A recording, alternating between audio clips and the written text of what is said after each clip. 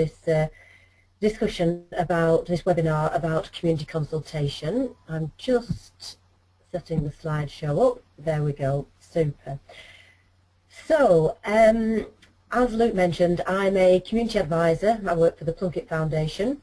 And in this session today, we're going to be covering exactly what community consultation is and why it's important. We're going to look at some of the key principles about consultation and some of the methods that are used. That will include looking at some tips, and then we'll finish off by looking at 3 case studies that really illustrate some of the things that we've been talking about.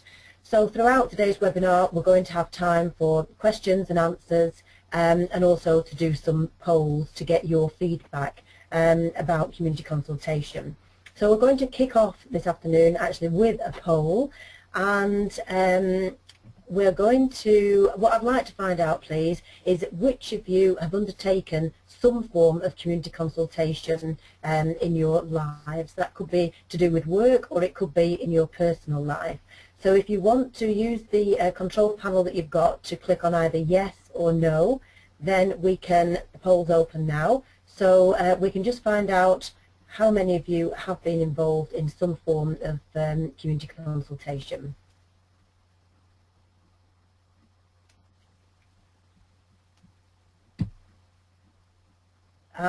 So it's looking, right, that's excellent. Okay then, that's now showing us that just over 3/4 of you, 77%, have been involved in some form of community consultation, and 1/4 of you haven't. So it'll be interesting as we go through this presentation to see whether the sorts of things we're talking about, whether they have happened in the community consultation that you've been involved with.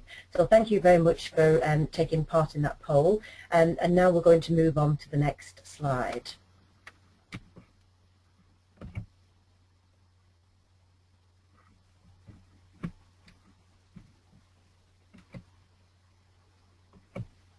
For some reason, the slides won't actually move on. So I'm just going to jump in and help you there, Becky. I think if you click on your presentation.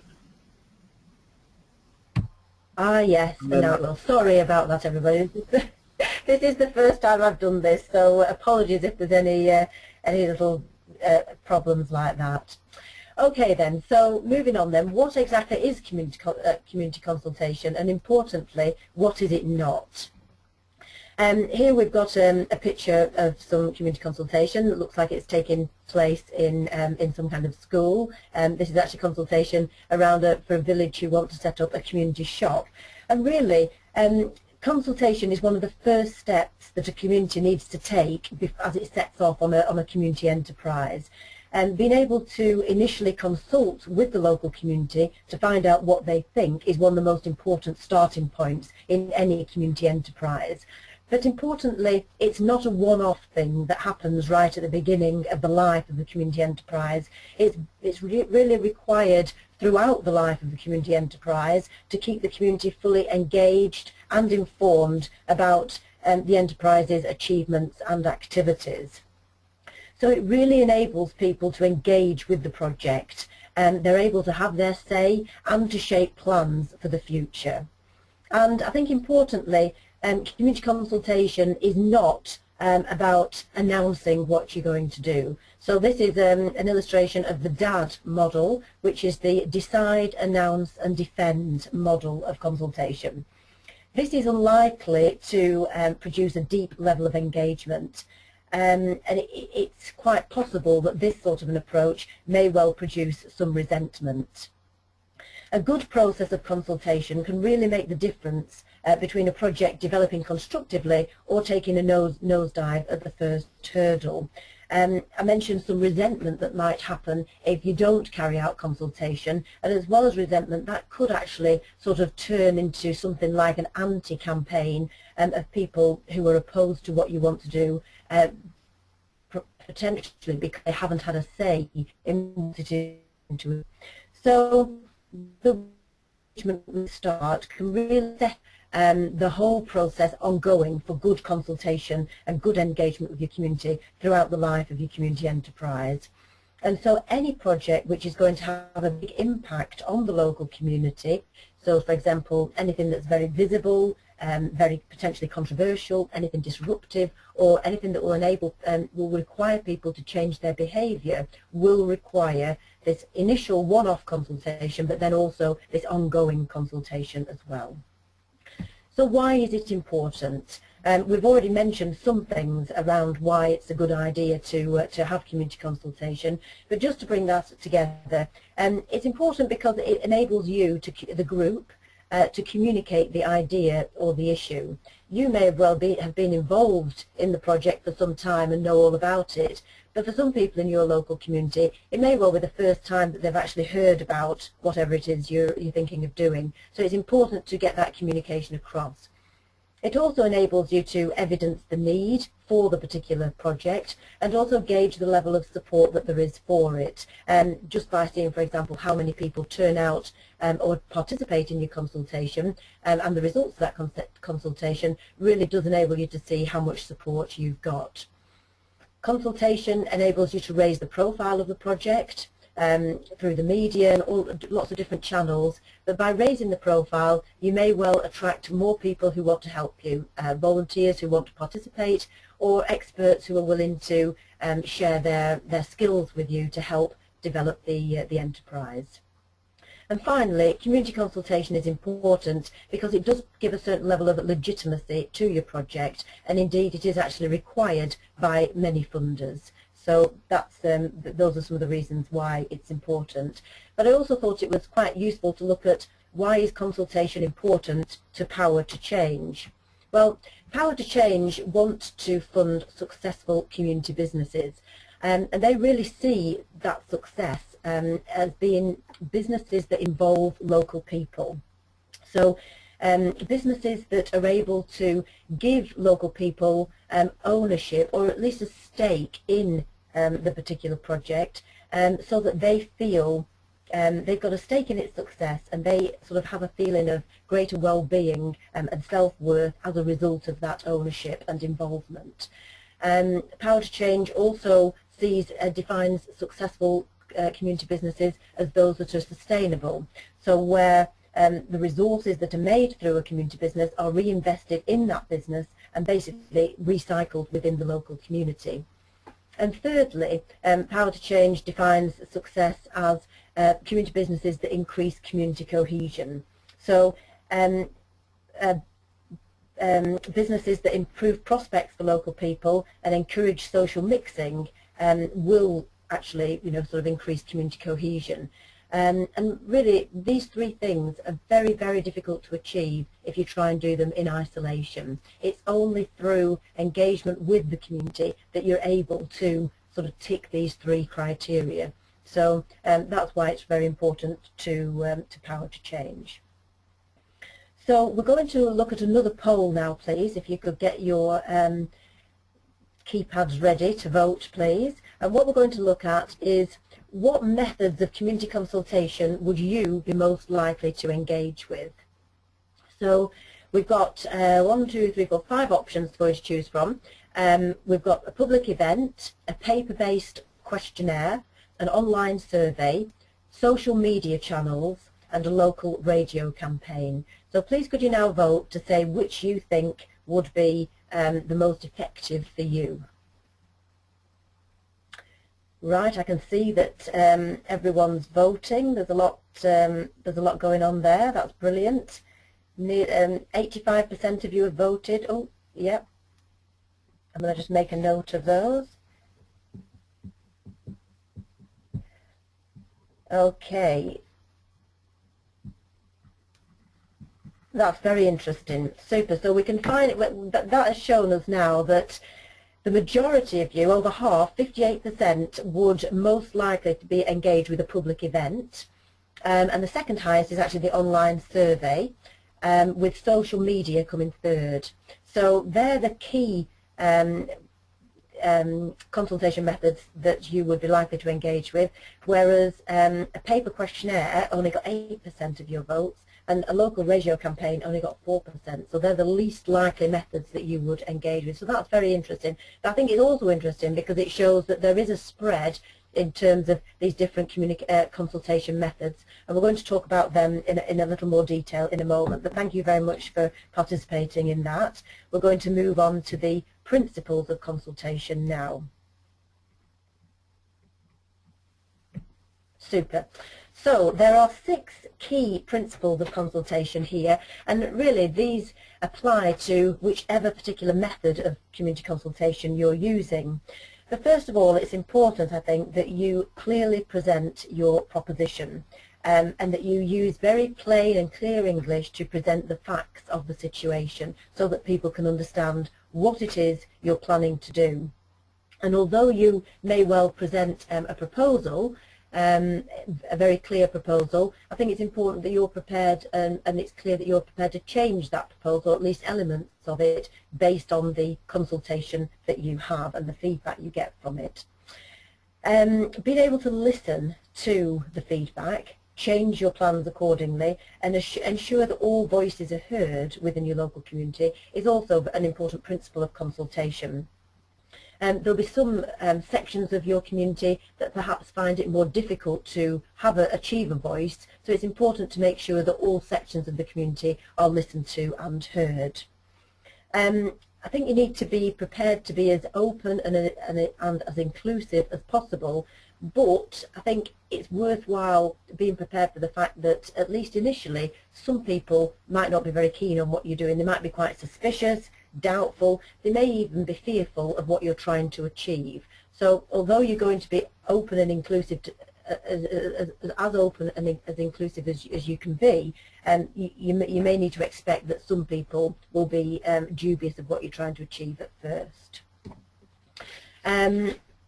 I think you need to be very well planned and organised so that you come across professionally, that you know what it is you're trying to achieve. And from the results of the consultation, it's important to provide so to result somewhere that people can easily find and understand. And with that feedback, being clear about what the next steps of the process are, what's going to happen next. So moving on now to the actual methods of community consultation, and we spoke about 5 of them in that poll. But here are the main methods of community consultation, and just to run through these briefly.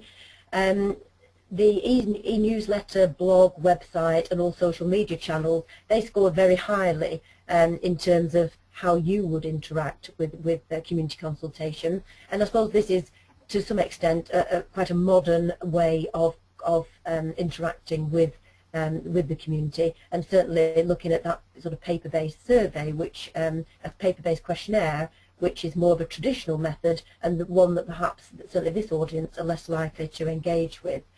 So more traditional methods I would suggest as well are the traditional leaflets, newsletters and posters. They're quite useful to engage people, to let them know what you're doing, but also to advertise some of the other consultation methods that you might be undertaking.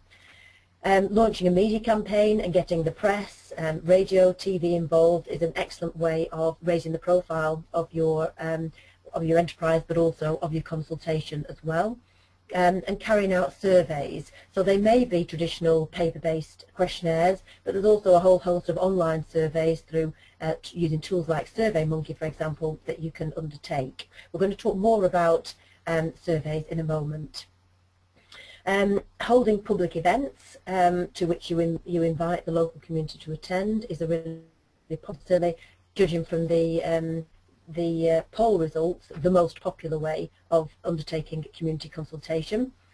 And then focus groups. I suppose focus groups are a smaller type of public event, and one to which you might invite specific individuals from whom to take feedback.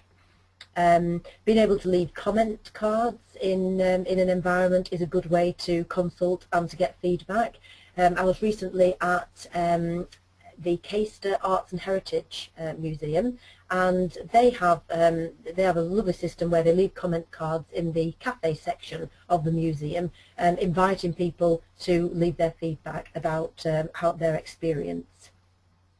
And finally, carrying out consultation at exhibitions. That might be you having a stand at a permanent exhibition to advertise what it is you're doing and consult with the community, or to set up your own exhibition. And we'll have a look at that as in one of the case studies where a group actually did that.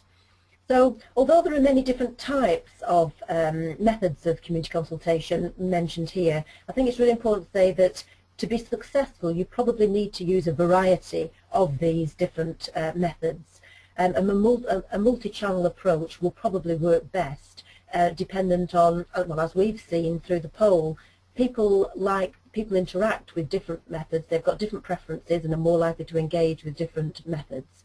But also it depends, I suppose, as well, whether you're initially consulting or whether you're more keeping people engaged as a project is going on. So a mix, but being able to use different ones at different times is important.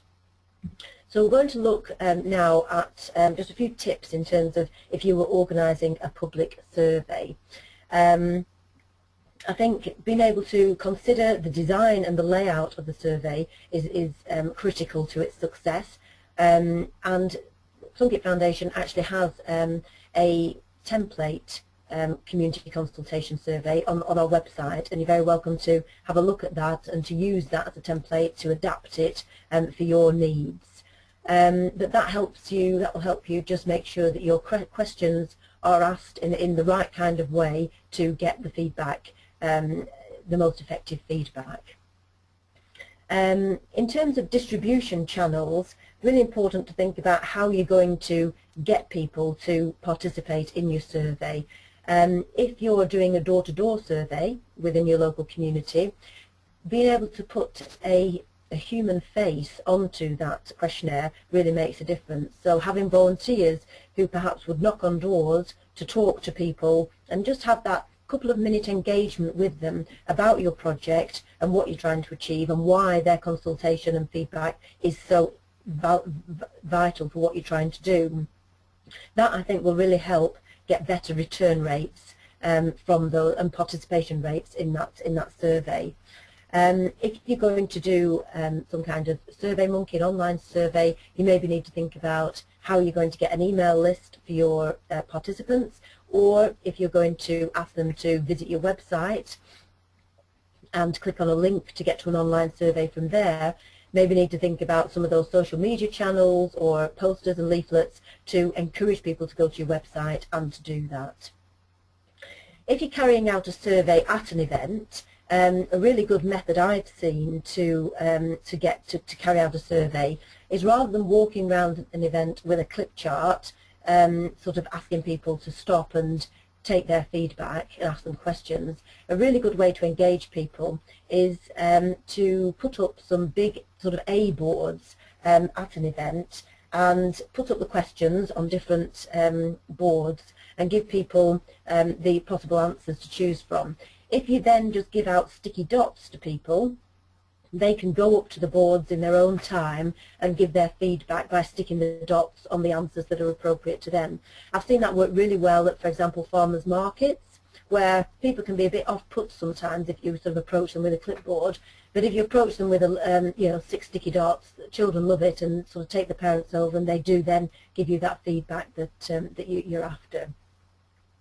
So in terms of getting the survey results back, again, if you're going door to door, well worth having volunteers to go around and knock on doors to collect surveys, perhaps at a time that you've stated in your questionnaire. That will again help get that response rate up, rather than relying on people to actually take the survey and drop it off somewhere.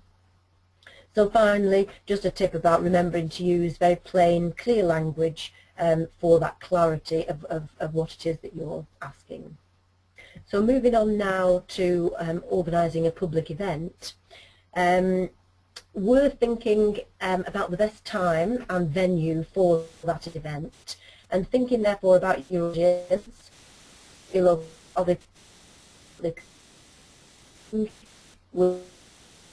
maybe. I recently went to a pub in Lincolnshire. The pub was wanting to set up a shop next door, a community shop, but it was primarily for the local residents, and they held that in the pub on a Saturday morning with the offer of you know, coffee and a pastry. So being able to entice people, it sounds a bit sad, but it generally does work. Being able to entice people with some kind of incentive on the food or drink variety can be quite effective. So when you're holding your public event, you might want to consider splitting the people up into small work groups so that you can they can discuss their feedback and capture the opinions of that group. If those groups then come back to the main group to feedback those opinions, it's an opportunity for you to be able to double check and capture the outcomes so that you've got an accurate record of what has been fed back.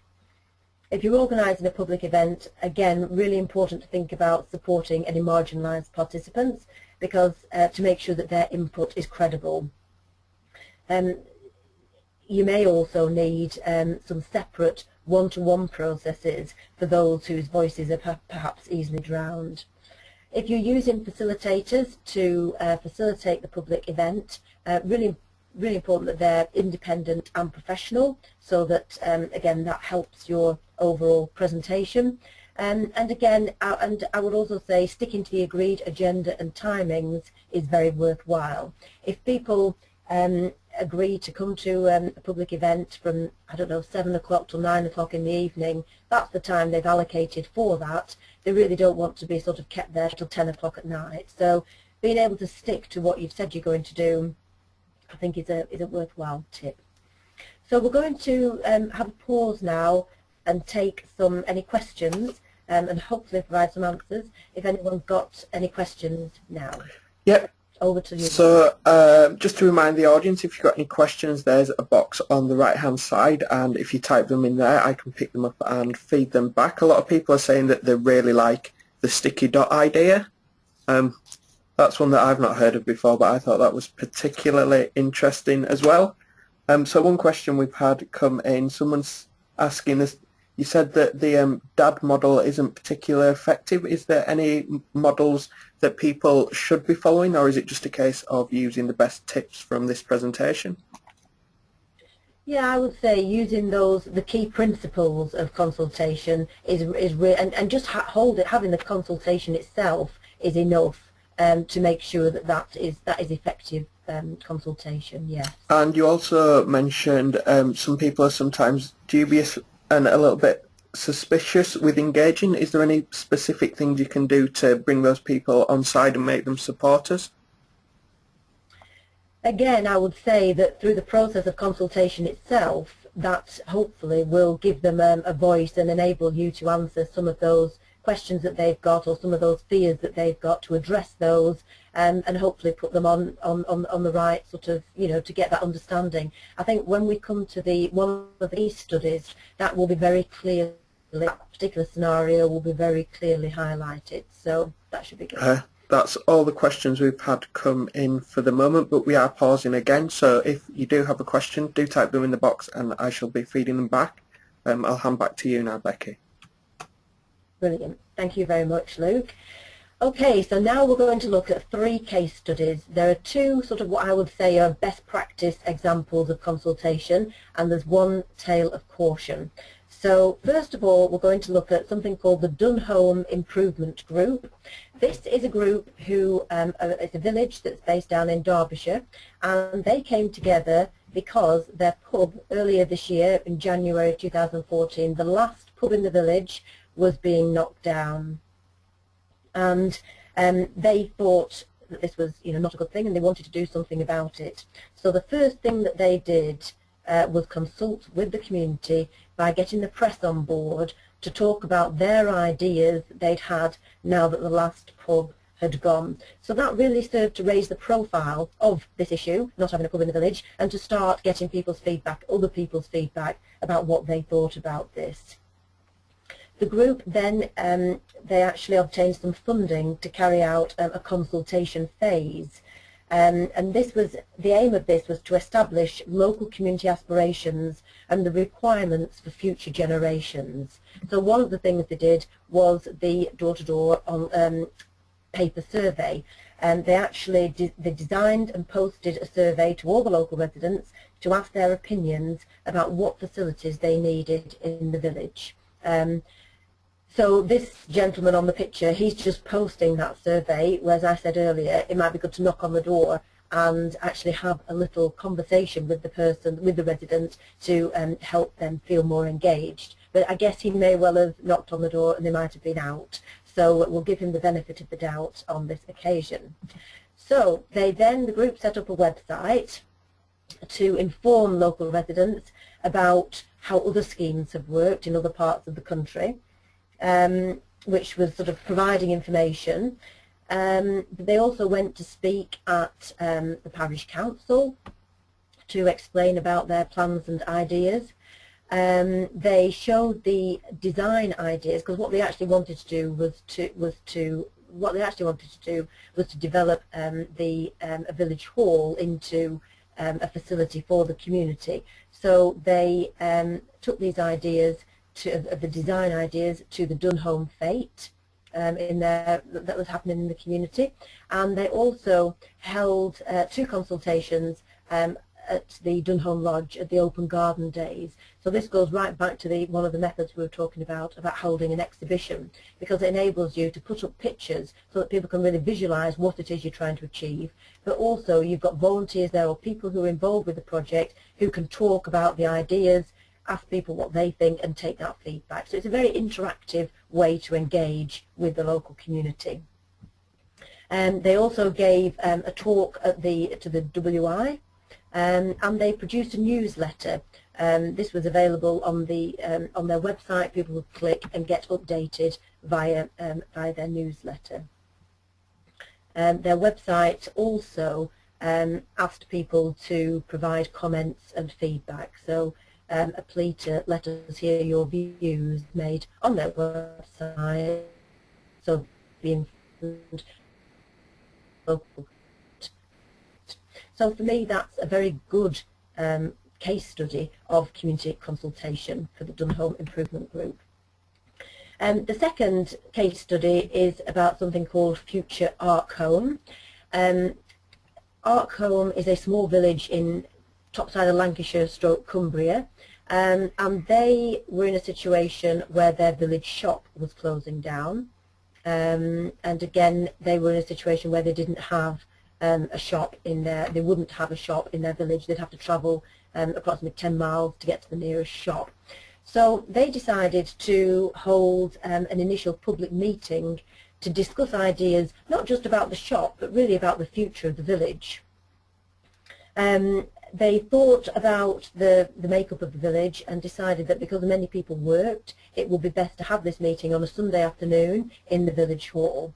So they they advertised the meeting through the local newsletter. They put posters up in the village and put flyers around houses, and they got about 50 attendees at the public meeting on a Sunday afternoon, which they were really pleased with.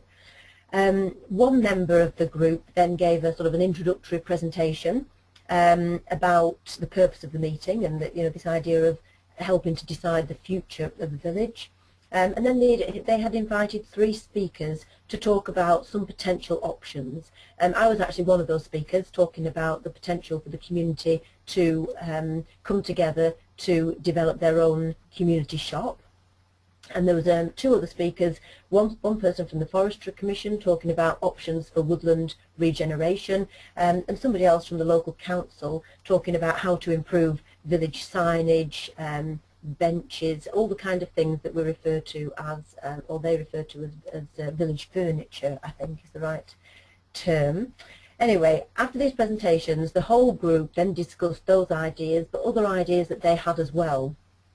And they basically put up on big flip charts all the ideas that the group had for the future, and then they did that sticky dot idea, and everyone used sticky dots to pick out their top 3 preferred options for the future.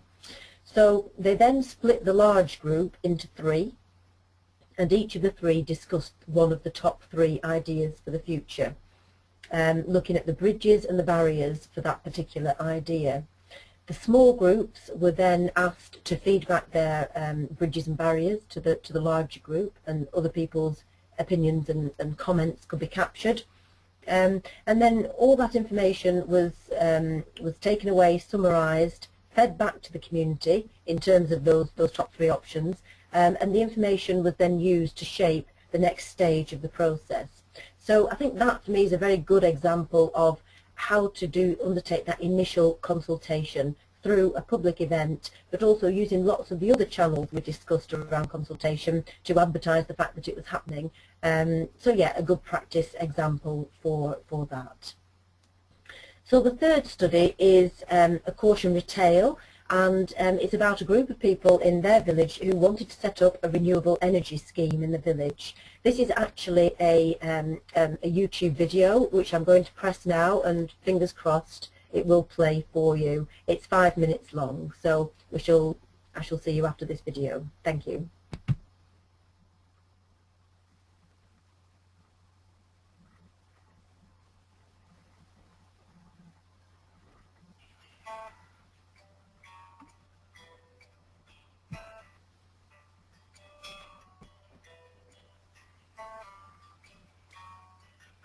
My name is Dave Rawlings, and I live here in Upton the Moors, and I've been the chairman of the Renewable Energy Group since we founded it about 7 years ago. So initially it was just an informal group of people who were interested in doing something within the community for renewable energy and for energy efficiency. We wanted to reduce our carbon footprint, essentially. So the initial activities were about really gathering information, because nobody really knew much about it. And 7 years ago there were lots and lots of different sources of information, but it was very hard to understand the technologies, but also the wider issues like how can we actually do something, how can we organise ourselves, how can we get money. People got involved for different reasons. I was very attracted to the technology. That's what I like. I wanted to find out more about what you could do at this scale, at a domestic scale really, community scale. Others wanted to reduce their heating bills. And I suppose others wanted to impact on global warming by doing bits. Eventually, we kind of focused our attention on 3 strands, really. One was wind energy, another one was district heating, wood-fired district heating, and the third one was energy efficiency. So we progressed those 3 projects. The first thing we did was we commissioned an initial feasibility study for a wind turbine. We got funding from the Sustainable Development Fund to do that. So we got the consultants to come and survey the site. Basically, on the basis of that, it looked like a feasible project as far as that initial study was concerned. But there probably wasn't that much enthusiasm within the group doing it for various reasons, one of which was that, in fact, most of our energy consumption is in space heating. In this village there's no gas, we all burn oil. So the biggest opportunity for saving carbon seemed to be to attack that. So that's where the district heating idea came in. And so once again we got money from the Sustainable Development Fund and did a feasibility study. Unfortunately, the ground conditions in the village are such that there isn't much depth of soil. It's solid rock, solid limestone. And that meant that the capital cost of laying all the pipes was very much higher than we'd originally anticipated. And that kind of took the whole thing out financially. It couldn't be made to work. But then that left us with a wind turbine, which began to look more and more feasible the more we looked at it, because we discovered that we could probably buy a second-hand turbine. 225 kilowatts is what we were looking at, which is not massive. It's bigger than a domestic one. The feasibility study estimated that we'd be able to generate, I think it was about 500,000 kilowatt hours a year, which at the prices then going for renewable energy would have earned us about £40,000 a year, which would have paid back the capital cost in about 3 years. So financially it was a great project to do. It so happened that a single turbine of the size we were looking at on the consultant's estimate would give about the same a year as it uses compared to all our electricity usage, as well as generating money. Probably a little belatedly, we then started to talk a bit more actively to the wider community, people who hadn't really taken much notice of what we were doing. And much to our surprise, what happened was that immediately an organised opposition group disappeared. That took us completely by surprise. We hadn't expected that at all. Because we saw the planning process as being the main obstacle, we actually talked to the Chief Planning Officer before we really did very much with the community. And that in itself created quite a stir, because people saw that as a significant step. They've already gone to talk to the planning officer. Something must be happening. Where's this in the minutes of the meetings? We haven't been consulted. Why are they doing this? What was missing was dialogue. We went from indifference to opposition, without any in-between stage. And by then it was too late to talk to people sensibly about what the alternatives would be. It became a win-lose sort of debate. You win, I lose. Some people were opposed to it because they believed it was a waste of time. All the answer to our problems is nuclear power, and that's all that matters.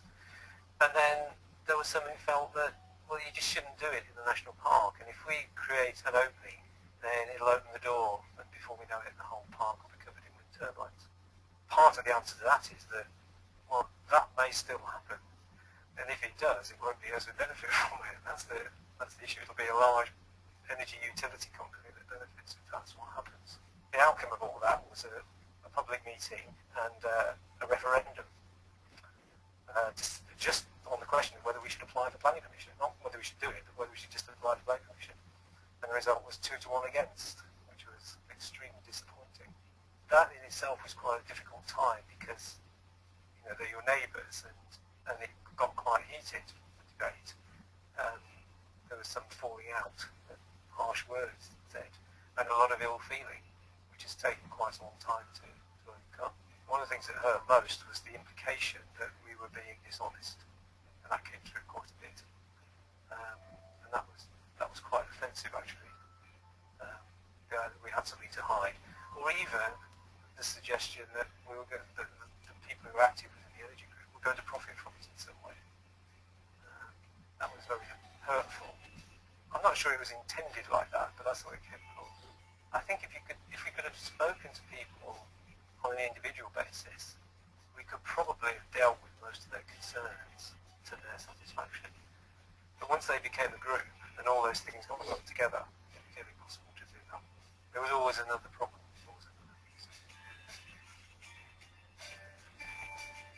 So in terms of advising other groups as to what to do under similar circumstances, involve the whole community as far as possible from the outset.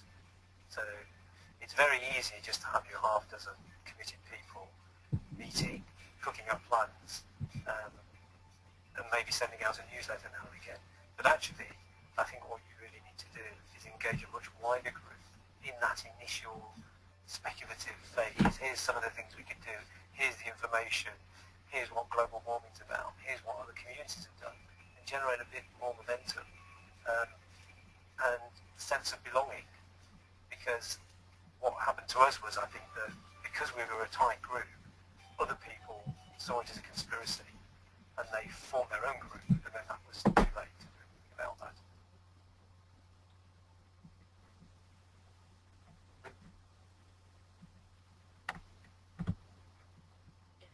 Okay.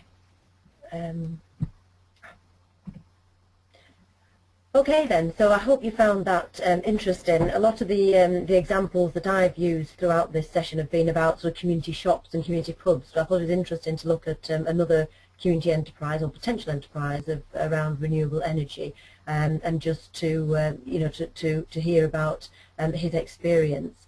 So finally, in terms of conclusions and pulling together the main conclusions from this webinar, I would say that community consultation is very much the first step, as that chap just very eloquently put. You need to involve the whole community at the outset of your enterprise, but then it's not just a one-off thing. It really is required on an ongoing basis in terms of good housekeeping and really, what's going to make your enterprise successful.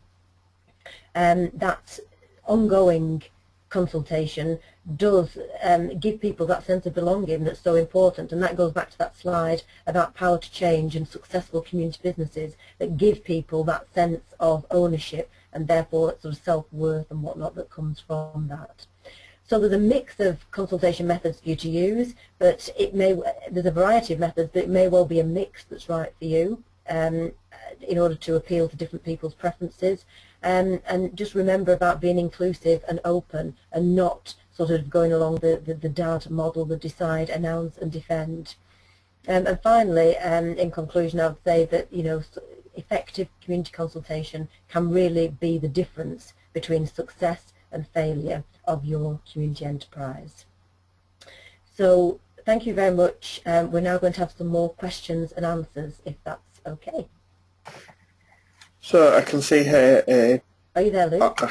I'm back. Now I can see people have been sending in a few questions here. So I can see Wilfred is asking about the issue of collecting data and data protection. Do you have any information around that? I don't actually, other than if you're collecting data, you need to be clear about what purpose you're using it for. But I think there's probably something on our website in a bit more detail about that. So if I could signpost you to the Plunkett website, that would be a good thing to do. Also here a question from Linda who's asking, what do you mean when you said facilitate marginalised people to validate their responses? I think just if there are groups of people within your community who might not be able to make their opinions heard, for example, if they couldn't attend an event for whatever reason, it might be important to speak to them on a one-to-one basis to get their feedback. So just if, and also I think that last case study demonstrated that if there are some people who are perhaps for whatever reasons very anti what you're trying to do, being able to culturally might help to allay some of those. It's about making sure that all elements of the wide community have got the opportunity to participate. So I hope that answered your question, Linda. I can see here that Gina is asking, you mentioned social media. Is there any particular social media platforms that you would recommend? Well, I think in terms of the most popular social media channels that people use, certainly thinking about Twitter and Facebook, having groups on Facebook and using Twitter to keep people updated, I think those two would be very good. Very good tools to use. I'd agree with that. Using social media quite a lot for my job, I tend to tell people that I've seen it evolve from, it originally was just students that was on there, but now it's evolved from everyone. I see people's mums, dads, grandmas, granddads, so I think Facebook's a really good platform if you want to hit a wide amount of people. And then I can see Amanda's asking, do you know if there's any funding available to help a local neighbourhood planning forum consult? There's definitely all sorts of funding available, and again, if I could point people to the Plunkett website, the options for funding are available on there. And also I replied back to Amanda, but to let everyone else know, going to the My Community Rights website at mycommunityrights.org.uk, there's an advice section, they'll also be able to help you. So if you drop them a message, and there's also their phone number on the website, so you could give them a call, they'll definitely be able to help you. I can see Nicole's asking, she says, it sounds like consultation can cost money. As a pre-start group with no funding yet, how would costs be covered? Yeah, I mean, I think there's a variety of different ways. Certainly by being able to apply for funding through various grants that are available through councils, again, to look at funding options at the Plunkett layout, but also for the group to be able to do some fundraising and asking for donations from the local community, or actually holding some fundraising events is a way of generating some money to get things going. So a variety of options there. I think we may have covered this, but Georgine is asking, how would you recommend dealing with negative feeling if you have followed good consultation practices? I think at the end of the day, yes, do all the consultation and look at trying to address some of that negativity on an individual basis as well as sort of in a group setting. But I suppose there'll come a point when you know, if that negativity is there, people may well genuinely be opposed to what it is you're trying to do. So I suppose there is always that as a possibility to be aware of. I can see Linda's asking for the link for the previous case study, but just to remind everyone that we will be sending the slides out, so you will get that, Linda. Yeah, that link's on the slide, yeah. I can see here Harry's asking, your case studies seem to be rural in nature. Any advice on urban life, which is faster in terms of timing meetings, and it's more dense population-wise? Yeah, I mean, I think they were rural examples. That's very true. I hadn't thought about that. I guess if you live in an urban environment, you probably know your local community. So again, it's just about thinking about when's the right time and to hold something like a public meeting, and what methods. I mean, there'll be all sorts of things that go on in an urban community which you may be able to sort of piggyback on in order to carry out this consultation. So in a way, you've perhaps got more options. It's probably more complicated in an urban setting, but you've probably got more options in terms of carrying out that consultation. And that's all the questions that we've had. If I haven't picked up on any, I'd like to let everyone know that we do collect all the questions that you send in. So if we haven't answered your question today, we will be getting in touch via email. Thank you again for joining us. If you've enjoyed this session, I'd just like to let you know that Locality does have more webinars coming up. If you'd like to join in on them, you just need to go to locality.org.uk/events and you can sign up via our website. Thank you once again for joining us, and I hope to see you at the next session. Enjoy the rest of your afternoon, and I hope to see you soon. Bye now. Thank you. Bye-bye.